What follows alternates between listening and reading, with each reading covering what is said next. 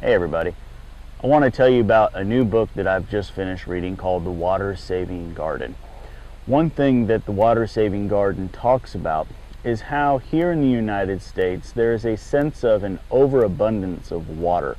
That because of our generally accessible, clean, and inexpensive water, we freely apply water to whatever kind of plants that we want, whether or not the plants themselves even need water at the time.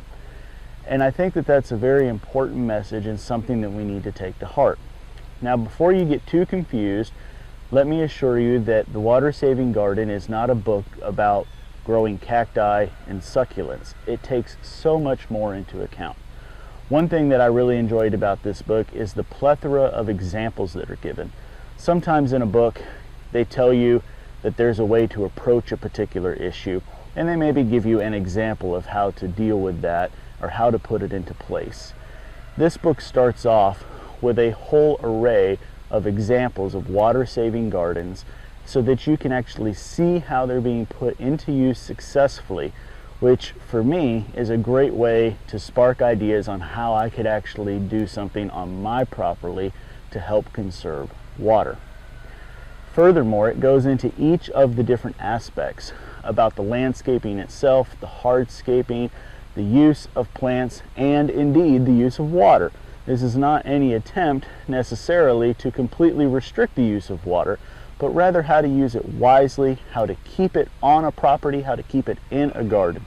And interestingly enough, it also addresses areas that get a large amount of water at times, like we do here, where we can easily have a rainfall that tops 2 inches or more, but yet we can go a month or two without much rain at all.